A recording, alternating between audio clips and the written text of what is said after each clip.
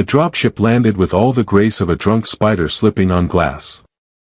Joran Malix braced for impact that never came, blinked, then slowly peeled his fingers off the armrests. His nerves were shot. Not from the bumpy descent, he'd ridden worse during the war, but from the sheer silence of this new posting. Cavex 3 wasn't just remote. It was forgotten. The kind of place you sent someone when you couldn't decide if they deserved exile or a promotion with a view. He stepped out into the landing bay. No welcome committee. No flags. Just the smell of ion-cleaned metal and the distant hum of machines doing whatever machines did when left unsupervised for decades. His boots echoed as he walked. A blinking drone zipped up to him with a chirp and began scanning his face with the enthusiasm of a customs officer with caffeine withdrawal. "Lieutenant Joran Malix," he offered, trying to smile. "No contraband. Just a charming personality and mild trust issues." The drone beeped twice, clearly unimpressed, then zipped away without comment. Another one hovered beside him and extended a map display. His quarters were on the 3rd level, far wing, near the observation deck. Of course they were. Isolated from the rest of the crew. Classic, "You're not in trouble but we want you where we can't hear you," placement. The corridor lights flickered as he walked, and not in the comforting, malfunctioning way. They shimmered, too rhythmically. Like they were reacting to him. Watching, maybe. But Joran had learned long ago not to stare too long into blinking lights. That way lay existential dread and, once, a 2-week affair with a sentient vending machine that ended in emotional blackmail and expired marshmallows. He reached his door. It opened before he could touch it, which was considerate, if not mildly unsettling. Inside was surprisingly nice. Clean. Too clean. Like someone was trying very hard to pretend humans had never been here. And there she was. Standing by the window, motionless. Pale skin with a faint violet undertone, long silver hair that shimmered as if underwater, and a posture so perfectly still it might have been sculpted. Her eyes were large, not in a caricatured way, but in a way that made you feel like blinking was a sin. Joran froze. "Ah. Hello." She turned her head slowly, bowed, not too deep, just enough to register obedience, and said nothing. Her uniform was a hybrid of military fabric and something, not. It shimmered in certain angles, revealing embedded glyphs that defied translation. He cleared his throat. "So, this is new. Usually they just give me a cot and a ration dispenser with an attitude problem." She stared. "I'm Joran." "You are." No response. Her expression didn't change. He tried again. "You're not gonna knife me in my sleep, right? I've already had that happen once and my therapist said the next time would be considered a pattern." Still nothing. "All right," he muttered. Silent type. Cool. Mysterious. Great for morale. He set down his bag and poked around the room. Fully stocked. There was even real coffee. Not synth coffee. Not memory coffee. Real beans. He wasn't sure whether to celebrate or report the breach of standard rations. The coffee machine blinked cheerily at him, asking if he preferred his caffeine delivery via liquid or mist. He laughed. "Liquid, please. Let's not vape our way into a heart attack." She moved silently behind him. He didn't hear her, but the temperature changed slightly. That, and his neck prickled like an ancient warning system. "Do you eat?" he asked, pouring himself a mug. "Or do you photosynthesize? Or maybe you feed off human awkwardness. In that case, I'm basically a buffet." A blink. Was that a twitch at the corner of her mouth? He sipped the coffee. Hot, strong, made with something slightly illegal. He nodded in appreciation. "Okay, I take it back. Whoever runs this place has taste." She reached out and took the empty cup from his hand. No ceremony. Just walked to the sink, washed it, and returned it to its precise place on the shelf. Efficient, he murmured. Creepy, but efficient. The room dimmed slightly. Not from the lights. From her. He turned, studying her carefully. Did you do that? She met his gaze without flinching. Then turned away, as if bored with the conversation. I don't even know your name, he said, sitting down heavily on the couch. I can't keep calling you, Hugh. That's rude. I'll name you. He waited for protest. None came. Vera, he decided. Feels right. Mysterious. Gentle. Sounds like someone who either reads poetry or vaporizes tanks for fun. Still nothing. Alright, Vera. Welcome to Team Don't Know What's Happening. Population, us. She walked past him, picked up his discarded jacket, and hung it. Her movements were precise. Calculated. Like she'd seen 100 humans before and had categorized their habits down to neuroses. You're really committed to the whole serve me thing, huh? He asked. You know I'm not into that. I mean, not judging, but I failed Dominance 101. Too many safety words. That time, he swore, she smiled. Just a twitch. A breath. A pixel-wide smirk. But it was there. Joran grinned. So there is someone in there. She tilted her head. He leaned back. This is gonna be interesting. From the far wall, the base AI flickered on. Lieutenant Malix, your transfer has been logged. You are now under restricted observation protocols. Room 3-14A is considered your permanent assignment until further notice. Wait, what kind of restricted? No external communication without clearance. No transfer requests. All movements logged. Unauthorized door tampering will result in a gentle reminder followed by limb loss. Joran stared. Wow. I feel so welcome. Please enjoy your stay, the AI added cheerfully. Tea is recommended for emotional stabilization. He glanced at Vera. She was already preparing tea. Of course she is, he muttered. Because if I'm going to unravel slowly, might as well be caffeinated. She handed him a steaming cup with both hands, eyes lowered. He took it, raised it slightly like a toast. To unexpected roommates and deeply worrying atmospheres. She nodded, finally speaking. Just one word. Soft, like a breath carried across frozen glass. Agreed. Joran had always believed that silence was golden, especially after surviving 3 years of war communications where silence usually meant either peace or death. But living with Vera gave silence an entirely new flavor. It wasn't golden. It was chromatic, shifting from comfortable to suffocating depending on how she blinked, or didn't. The first week passed in a strange ballet of avoidance and routine. Vera moved like she'd choreographed the entire base years in advance. Joran would reach for a mug, she'd already handed it to him. He'd think about adjusting the room temperature, the thermostat would change on its own. It got to the point where he wondered if she had psychic abilities, or worse, was subscribed to his thought patterns like a premium channel. I'm not saying you're creepy, he muttered over his 4th cup of tea, but if I disappear, I want it known that you probably dissolved me in something that smells like flowers and regret.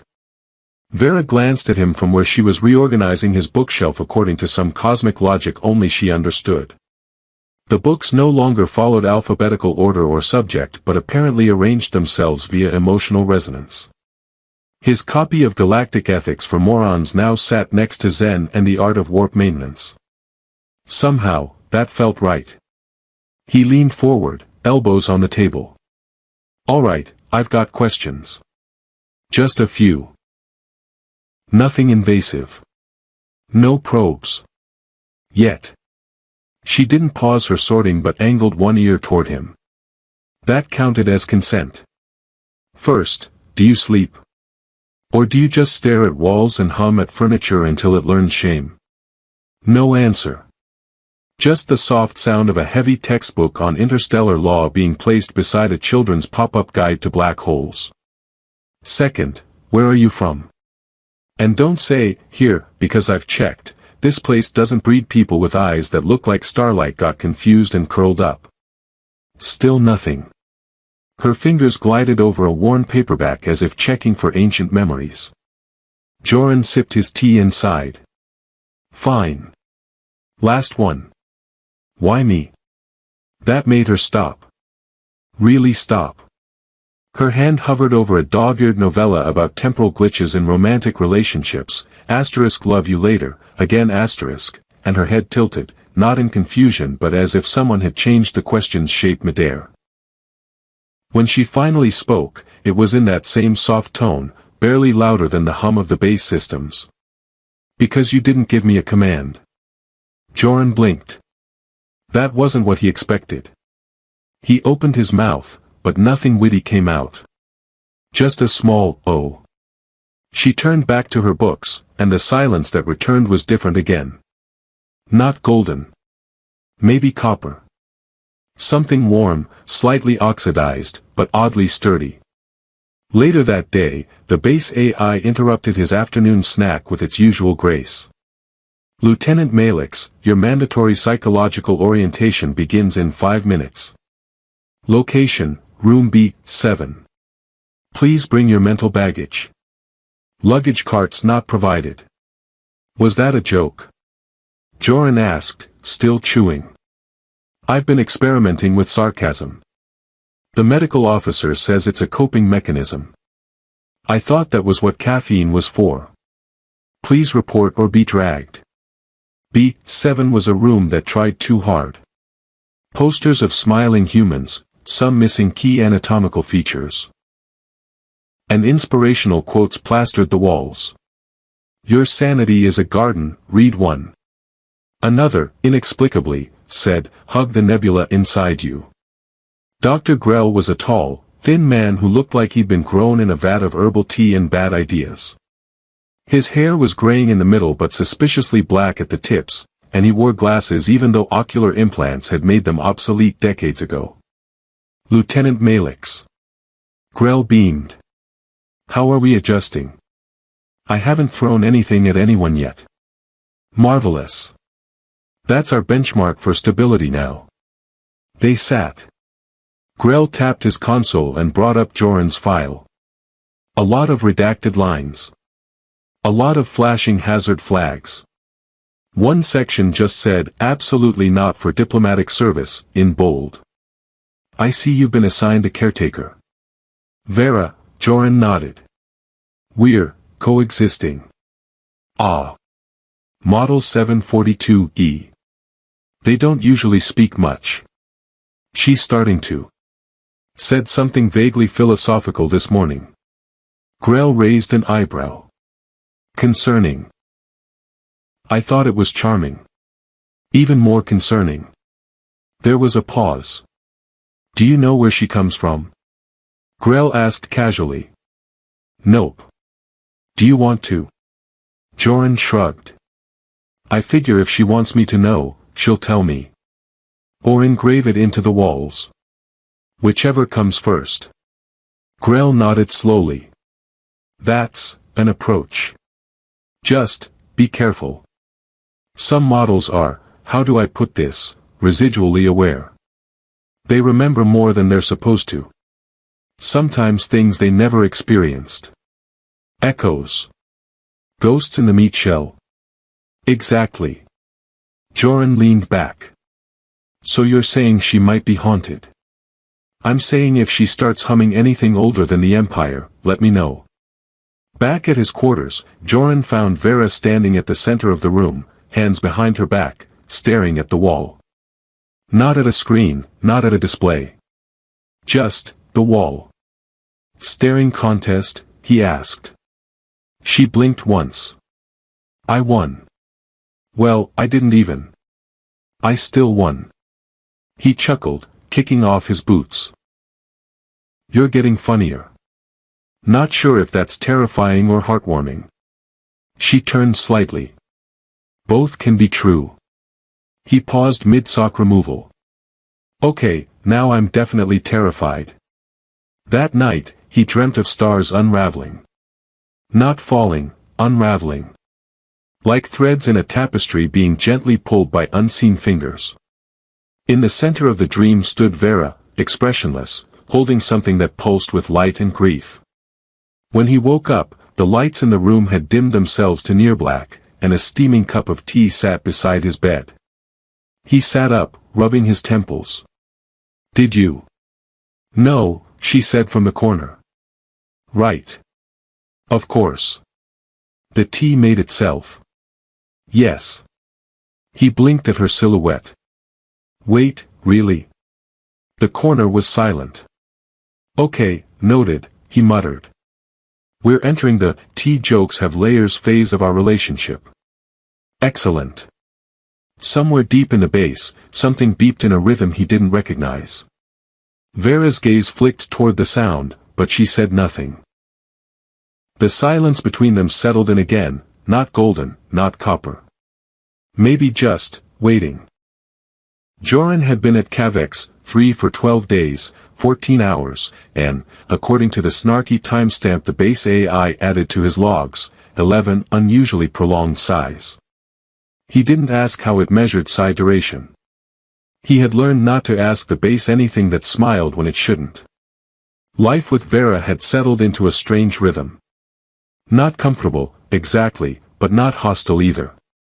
It was like cohabiting with a particularly helpful ghost who respected boundaries and made excellent tea. She still didn't talk much, but when she did, her sentences landed like puzzle pieces dropped onto the wrong table. They didn't quite fit, but they made you want to flip the board and look for a secret message underneath. This morning, she handed him his uniform jacket before he asked for it. Again. He took it with a nod and a quiet grumble about privacy. I'm starting to think you installed a neural tap while I was asleep, he muttered. I didn't. He raised an eyebrow. That's not very reassuring. You didn't say, I wouldn't. You said, I didn't. That's past tense denial. Classic deflection technique. She looked at him, utterly deadpan. Would you like me to? He blinked. No. That's not, look, I'm not judging your hobbies, but if anyone's going spelunking in my brain, I expect dinner first. She didn't smile, but something in her posture shifted just enough to imply that she wanted to. Or maybe she was just adjusting her weight. It was hard to tell with someone whose emotions came in quantum packets. The day's schedule included acclimatization tasks, which turned out to mean help with inventory or be yelled at by a crusty logistics officer named Bren. Joran chose inventory. He regretted it 5 minutes later when he opened a crate labeled Biotech Unstable, Do Not Shake, and found what looked like a jellyfish wearing sunglasses. I think it just winked at me, he told Vera, who was scanning serial numbers with the elegance of a bored librarian. It's not sentient. It's wearing sunglasses. That doesn't mean it's sentient. That's what I told my last date, Joran said. Didn't go well. The jellyfish burped and released a puff of something that smelled like strawberries and solder. Vera sealed the crate. Next one, she said calmly. They moved down the row. Joran tried to strike up small talk. So, any favorite colors? Foods? Existential concepts? I like entropy. Because it's relatable or because it's inevitable? Yes. He chuckled, even though part of him wasn't sure it was a joke. After 2 hours, they stopped for a break.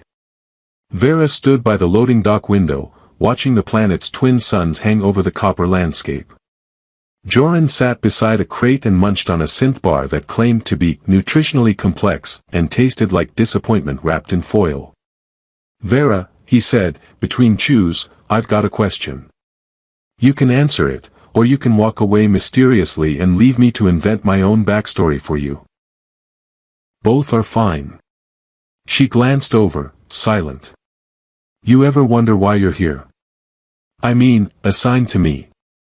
Of all people. She took a long time to answer. Long enough that Joran finished the bar, crumpled the wrapper, and began mentally composing haikus about flavorless food. I don't know, she finally said. Huh. He leaned back against the crate. You know, that's the most human thing you've said yet. I'm not human. You're not, but you're close enough to pass in a nightclub on Glee Station during blackout hours. She raised an eyebrow. What happens during blackout hours? Nothing we talk about in therapy. They lapsed into silence again, but this one was lighter. Companionable, even.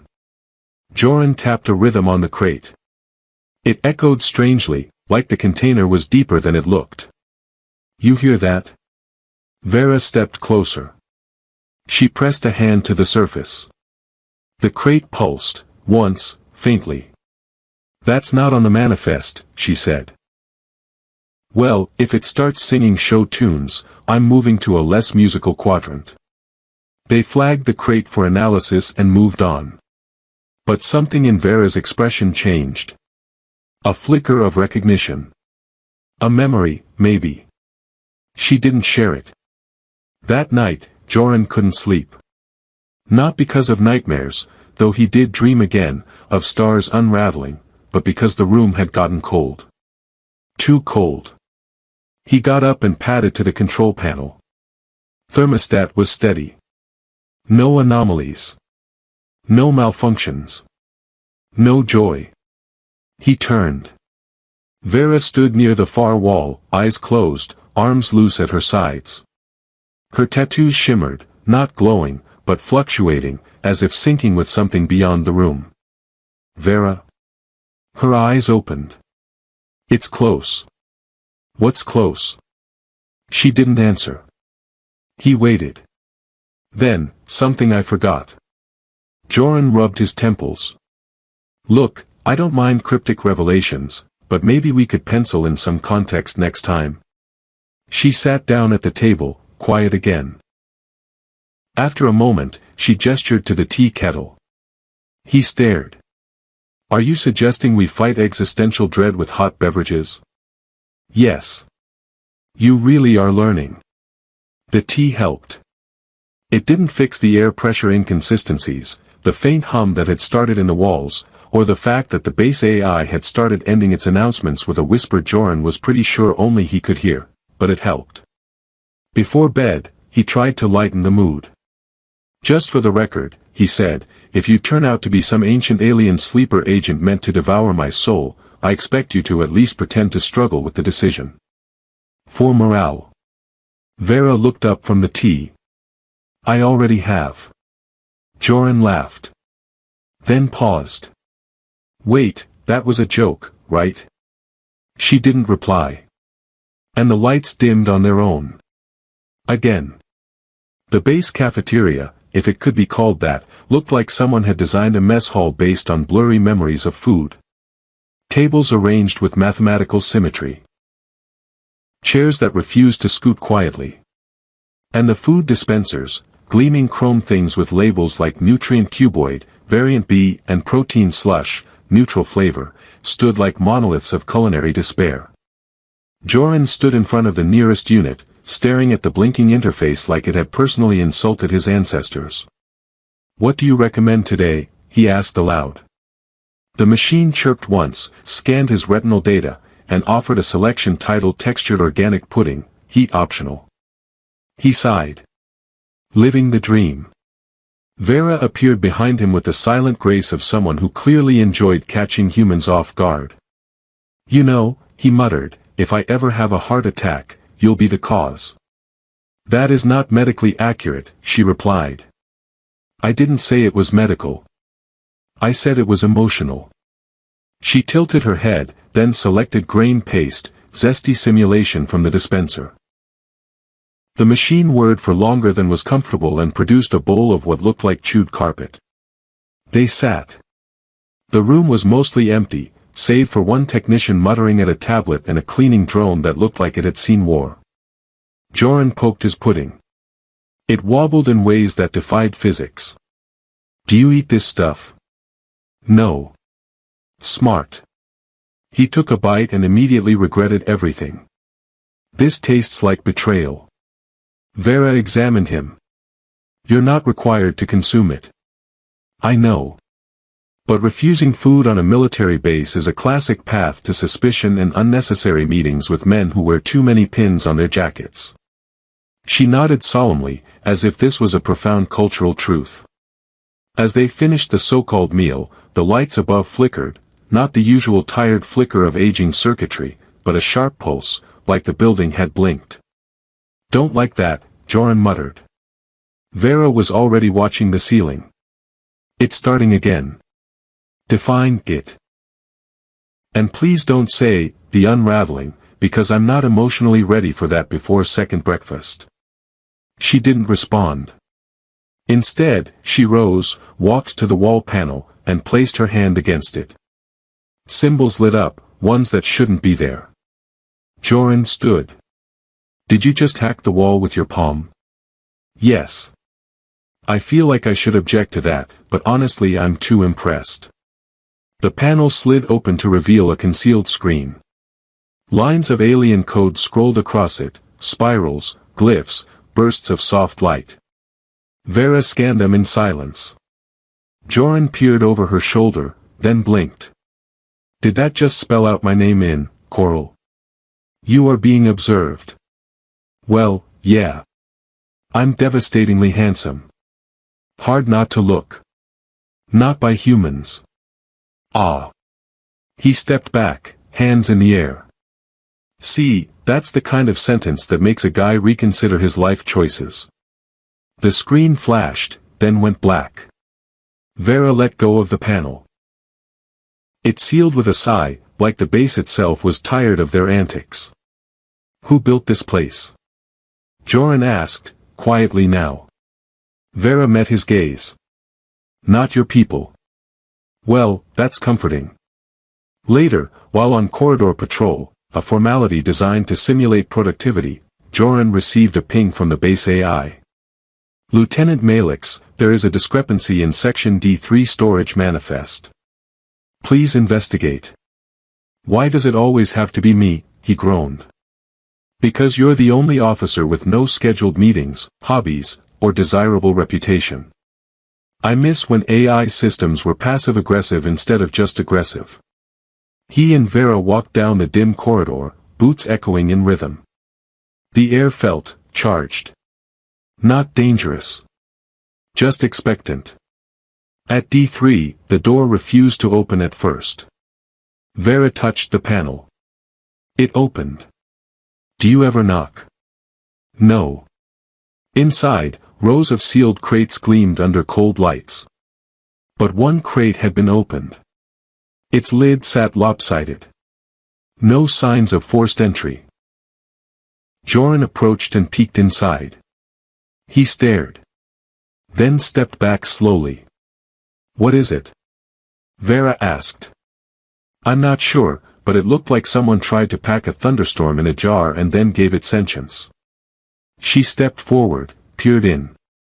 A translucent orb pulsed faintly, cradled in a mesh of synthetic nerves. Joran squinted. That's not standard issue, is it? No. Do you know what it is? She hesitated. A memory. He blinked. Excuse me. A memory. Encoded. Not yours. Great. Just great. Who doesn't love shared brain souvenirs? The orb pulsed again. Then floated upward. Okay, Joran said, backing away. Now it's levitating. That's a hard pass from me. The orb hovered, then zipped straight toward him. He ducked. Nope.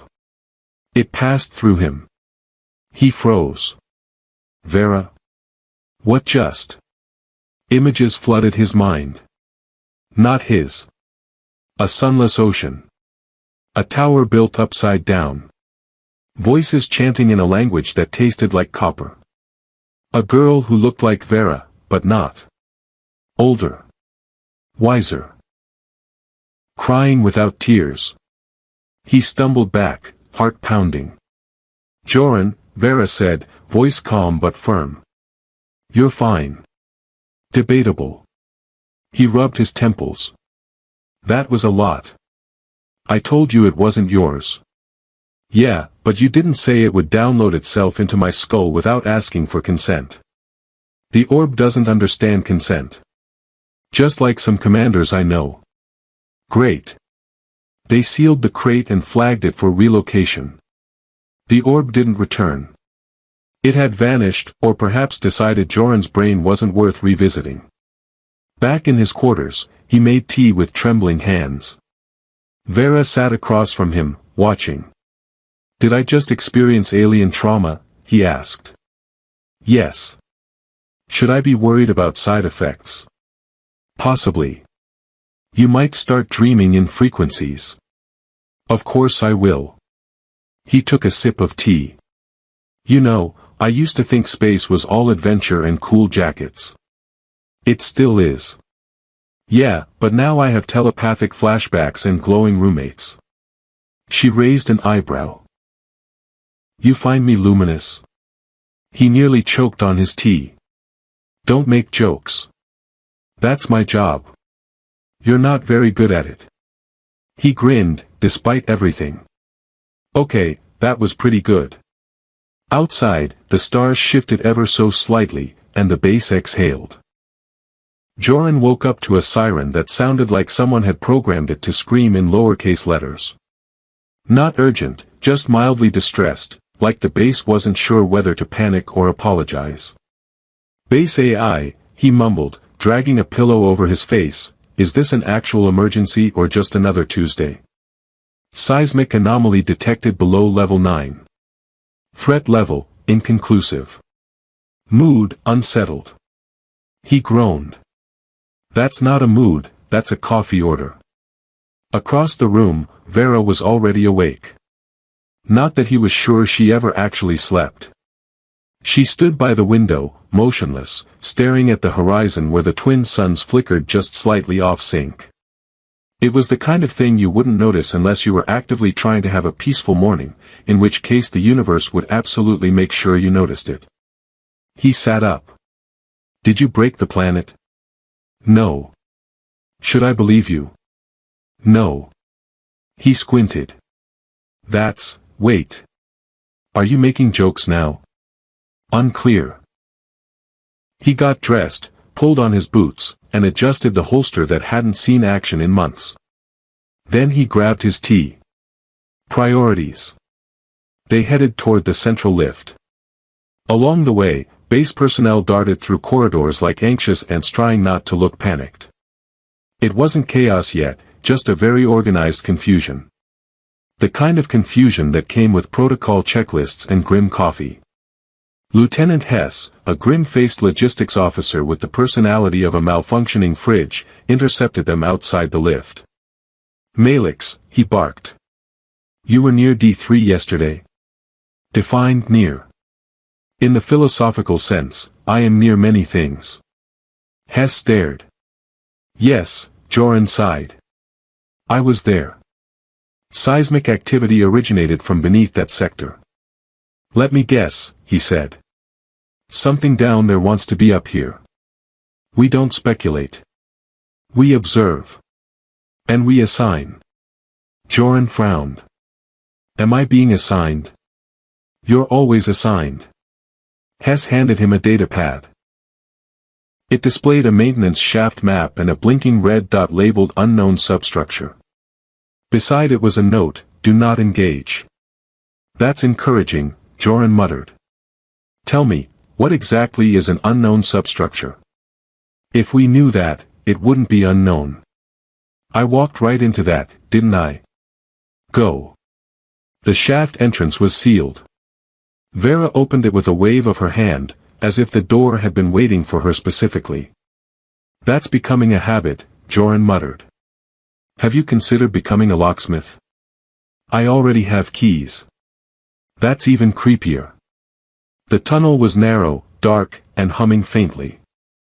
Joran tapped his comm, "This is Malix and, Specialist 742. We're descending into the spooky tube of probable doom. Acknowledged, the AI replied. Mood, resigned. They climbed down. The walls here were different, less industrial, more grown. The metal curved like muscle, and the lighting was too dim to be accidental. Okay, Joran said, voice bouncing. Who designed this place? Because it feels less like a military outpost and more like a colonoscopy for a sleeping god. Vera stopped. What? He asked. This architecture is not human. No kidding. No, she said. It's older than human. That's not better. At the base of the shaft, the passage opened into a chamber that shouldn't have existed. Black stone, or something like it, formed a dome inscribed with shifting symbols. Not static. Not engraved. Alive. Yeah, this is great, Joran said. I definitely didn't want to go my whole life without seeing a language that breathes. Vera stepped forward, her tattoos glowing faintly in response. The symbols on the walls mirrored her pattern. Okay, he said. I know I joke a lot, but I would like to officially say, I'm out of jokes. This is too weird. Even for me. I've seen this before, she said. In one of those creepy dream downloads. She nodded. This is a threshold. Threshold to what? I don't know. He took a breath.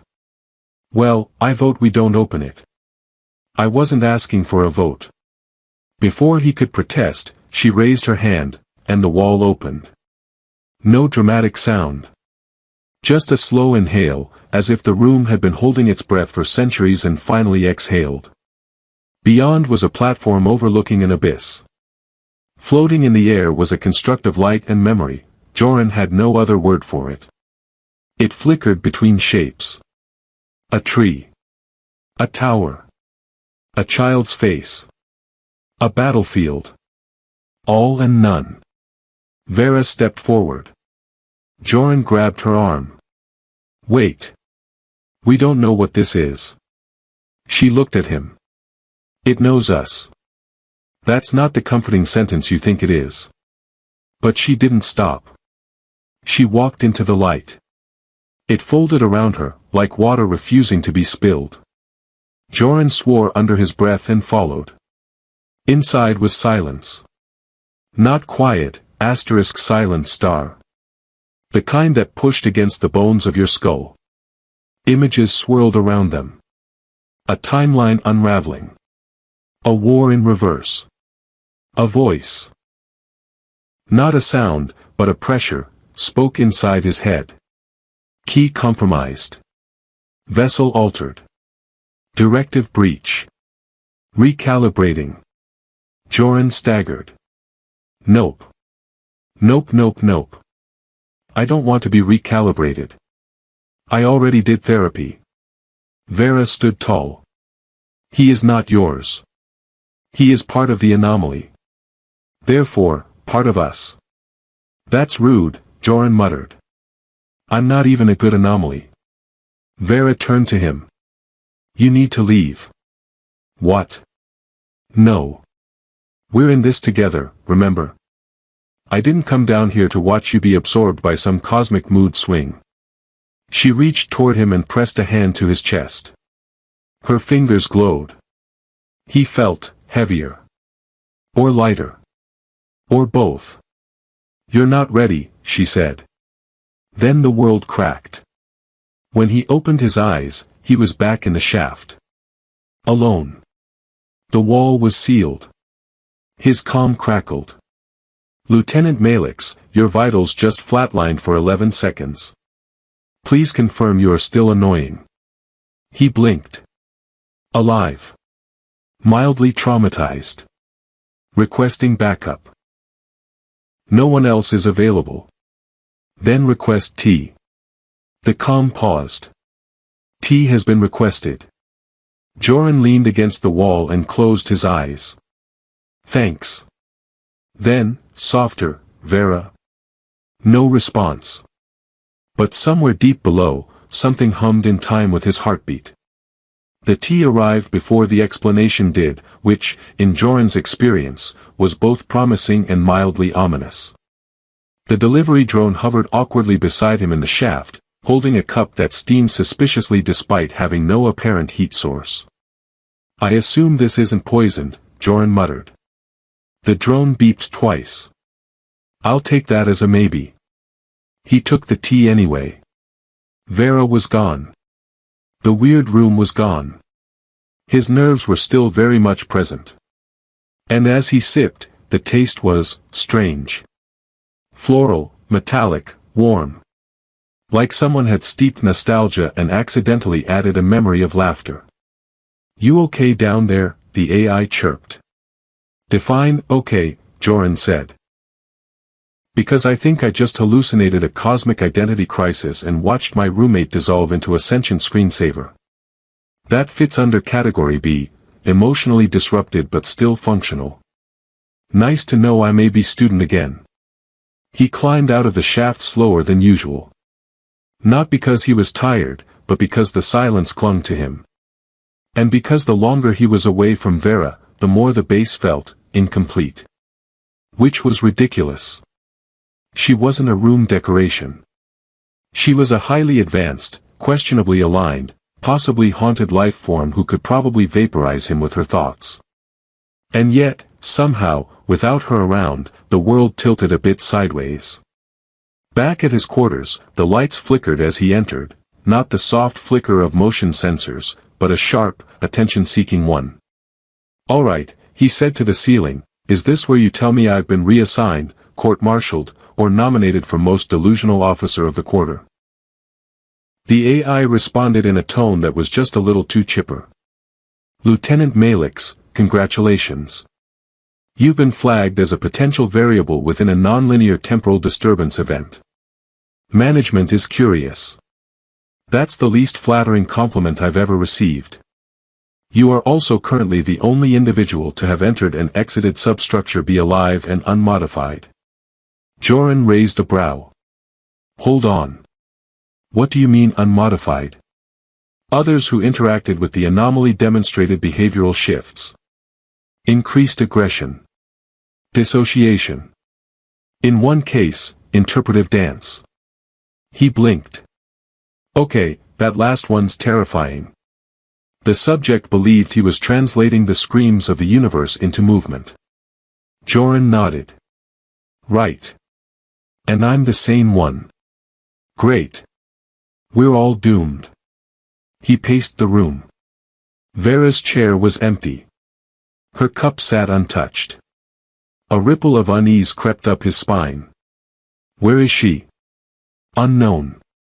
Her signal ceased transmission after threshold contact." "You mean she ghosted me?" "Literally." The AI didn't respond. Probably wisely.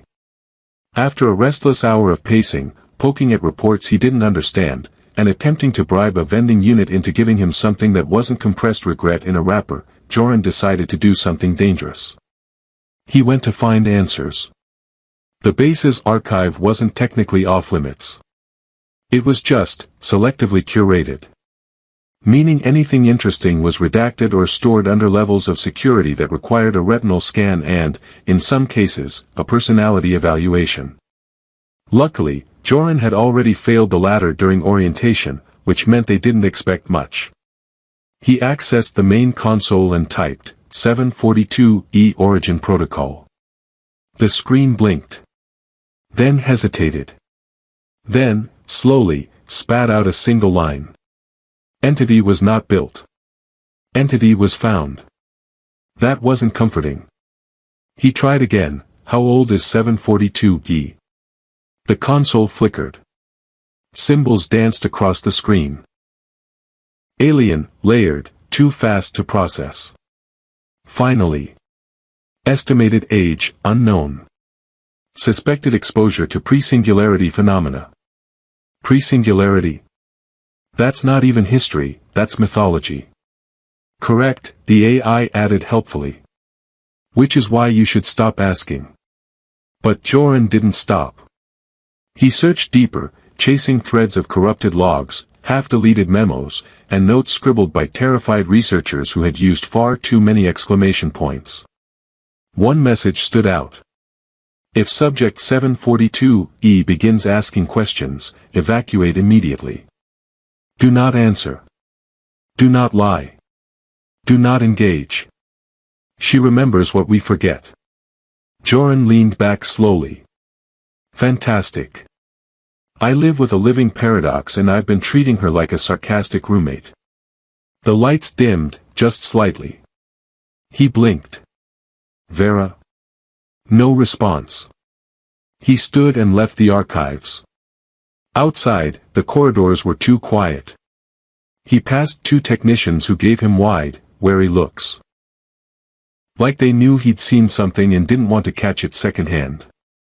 He ignored them and went to the observation deck, hoping to see stars and clear his mind. What he saw instead was a shimmer in the sky. A ripple, like light passing through a cracked lens. Then a voice. Not out loud. Not even in his head, exactly. Just, near. You're looking in the wrong direction. He turned. Vera stood beside him. Not quite how she'd looked before.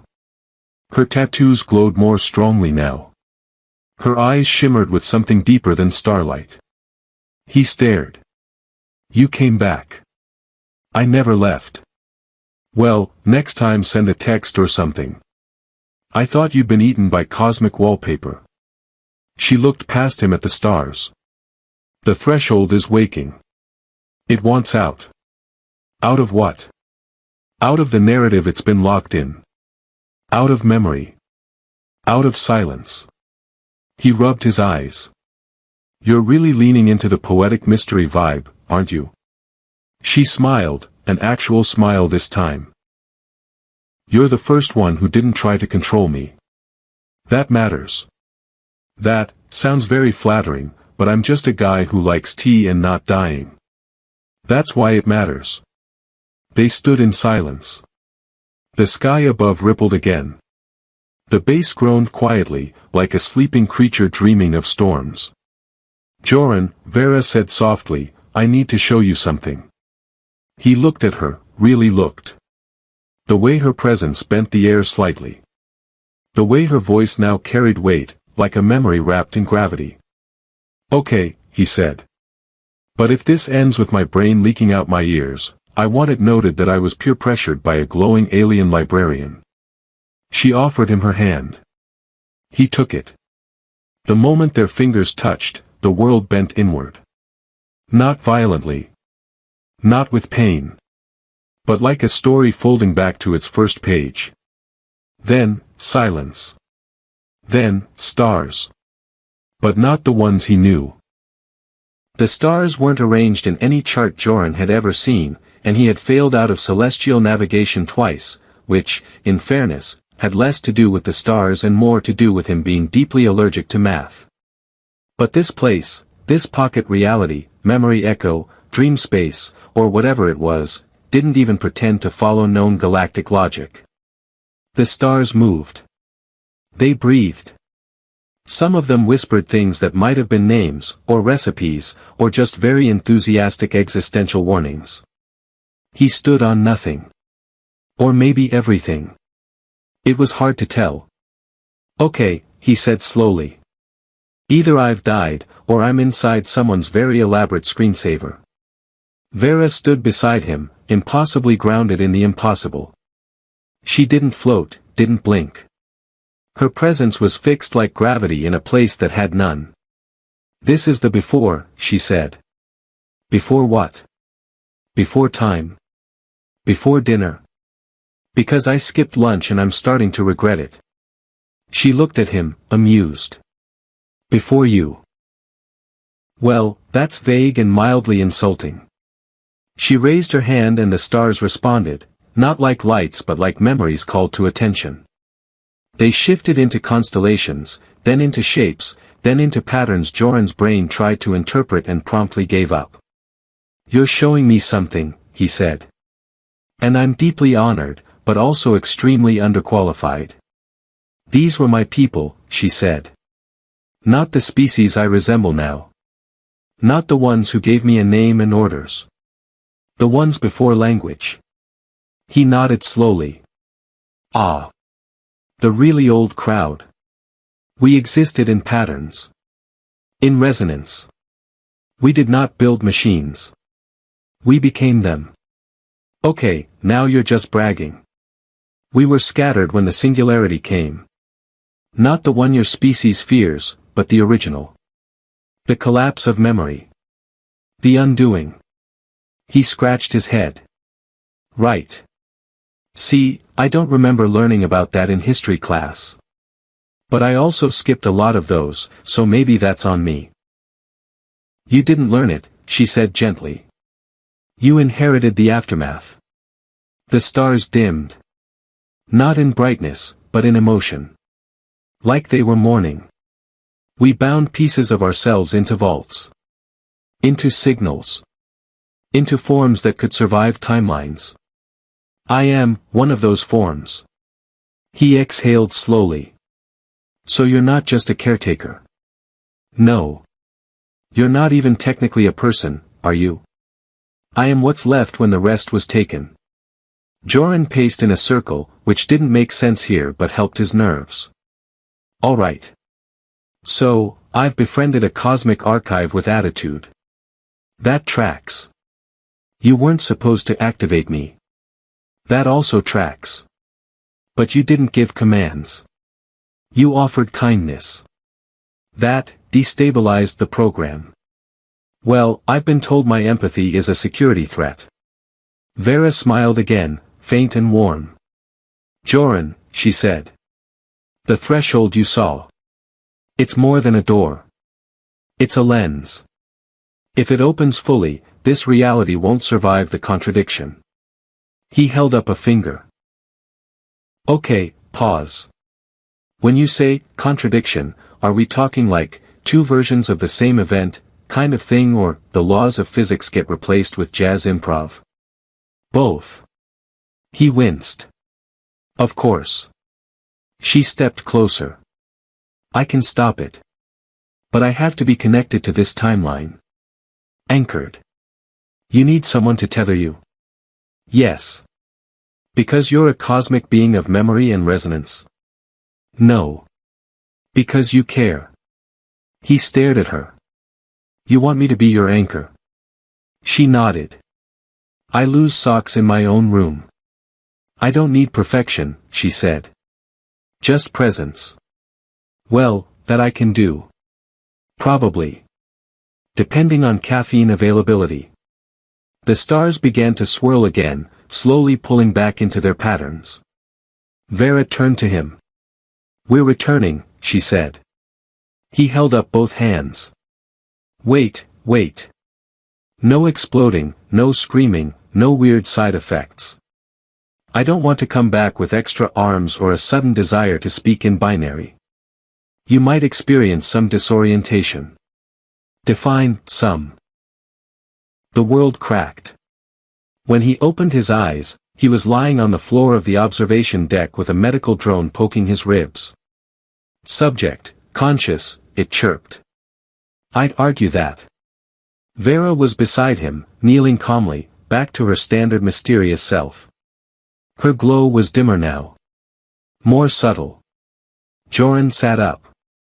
Did we do the thing? You accepted the role, she said. Cool. What does that mean, practically? You are now a variable of resonance. That sounds like a fancy title for someone who's going to start leaking light. Possibly. He stood, wobbling slightly. Okay. If I start glowing, I'm going to wear sunglasses indoors and make it everyone's problem. The base AI chimed in. Lieutenant Malix, your biometrics have exceeded protocol thresholds. Please report for debriefing. Yeah, I figured. Also, your tea has been steeping for 47 minutes. Oh no, he said. It's crossed the event horizon of bitterness. Vera handed him a new cup.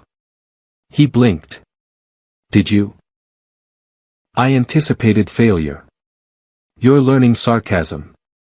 This is getting dangerous. As they walked to the debriefing chamber, alarms briefly flared, then died. A flicker in the light. A shift in the hallway's hum. Joran paused. That felt like foreshadowing. It was. I hate foreshadowing. You're going to hate the next part more. He groaned. Why is it never naps? Vera looked at him, serious now. Because we're not in the story anymore, Joran. We're standing where the story rewrites itself. He sipped his tea and sighed. Then let's make it a good one. The meeting room smelled like recycled air, burnt circuits, and awkward tension. Joran sat at the far end of the table, legs stretched out, cup of tea in hand. Across from him were 3 base administrators, 2 intelligence officers, and 1 very twitchy representative from the Department of Nonlinear Threat Containment, who introduced himself as Greg but insisted on speaking entirely in acronyms. Greg cleared his throat. Subject JM, your resonance index is currently at level 4 AQ. That makes you a priority asset under Directive Echofusion Tangent, subsection Banana. Joran squinted. Pretty sure you made that last part up. It's not a joke if it's classified. I'm not sure that's how jokes, or classification, work. The head administrator, a woman who looked like she hadn't slept since light-speed travel was invented, slid a data tablet across the table. Lieutenant Malix, according to our analysis, you're now entangled with a being that exists partially outside causality. That's not something we can just file away. Joran sipped his tea. That's funny. Because I've been filing it under personal crisis and reasons I need a raise. Vera stood behind him, silent but steady. Her presence was different now, less like a shadow and more like gravity. She didn't need to say anything. Her being there was enough to make the room mildly uncomfortable and profoundly uncertain. Greg cleared his throat again. Per regulation, we'd like to isolate Subject 742E for full deconstruction and study. Respectfully, of course. Joran looked at Vera. Then back at Greg. Respectfully, he said, no. She's a construct. She makes better tea than anyone on this base. She keeps me from unraveling in both the psychological and possibly quantum sense. And she laughs at my jokes. Sometimes. That's worth more than your charts. She's dangerous. She's sentient. The administrator leaned forward. Lieutenant, with all due respect. Nope, Joran said, standing. We're not doing the, with all due respect, dance. You want to dissect her. I say no. End of dance. Greg looked at the others, helpless. He's making it personal. It is personal, Joran snapped. You gave her to me like a piece of equipment. She became my friend. Then you expected me to turn her in like an overdue library book. I've turned in a lot of things in my life. Reports, weapons, the occasional smuggled space cat, but not this. Not her. The silence after that was long and dense, like the room was holding its breath out of politeness. Finally, the administrator sighed. And what do you propose? She stays. On her own terms. You let her exist without poking at her like a lab rat with cosmic allergies. And if you don't like that, well, I'm not exactly famous for following orders. There was a long pause. Greg muttered something into his comm that sounded like, we're going to need a bigger form. 2 weeks later, things on the base had reached a new kind of normal. The sky above still shimmered at odd hours. The threshold remained sealed, for now. And Joran was no longer on the official personnel list, but somehow still had full access to everything except the ice cream storage unit, which remained curiously off-limits. He and Vera walked the observation deck, which now included a plant he'd grown himself. A small thing with 3 leaves and a tendency to hum when no one was listening. So, he said, hands in pockets, do I have superpowers now? Glowing hands? Telepathy? The ability to ruin people's Wi-Fi by thinking too hard? No, she said. You're just, stable. Disappointing. I was hoping for at least the Wi-Fi thing. She glanced at the horizon. You've changed. I'm still me. Yes. But the version of you that arrived here would have traded me for better coffee and fewer forms. He grinned. That guy was an idiot. He was lonely. Still is. Just, less. She nodded. You tethered me. I grounded you. That is, efficient. That's the most romantic thing you've ever said to me. It's not romantic. I know. But I'll take what I can get. A silence settled between them. Not the heavy kind. The good kind. The kind that doesn't need to be filled. I've been thinking, Joran said, finally. We should leave. She looked at him. Not run away, he added quickly. Just, go somewhere new. Off the record. Uncharted. See if there's more of you out there. More of me. Or maybe just a beach planet with bad cell reception. You want to explore. I want to live. And if I keep pretending this is just another assignment, I'm going to forget how. Vera didn't answer right away. Then she smiled, slow and soft. Okay. He blinked. Wait, really? That easy? I've never had a choice before. Now I do. He grinned. Then let's steal a ship. We don't have to steal. I know. But it's more fun if we pretend we do.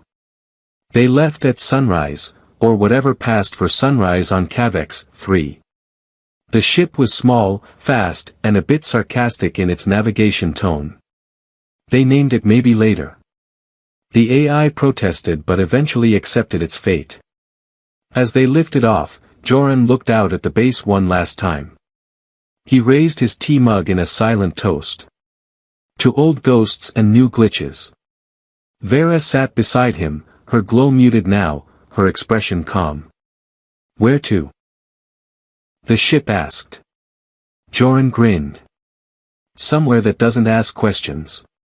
The stars welcomed them, shifting just enough to make room.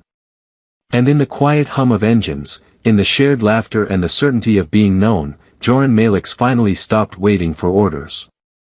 He had someone to fly with. He had no idea what came next. And for once, that was exactly what he wanted.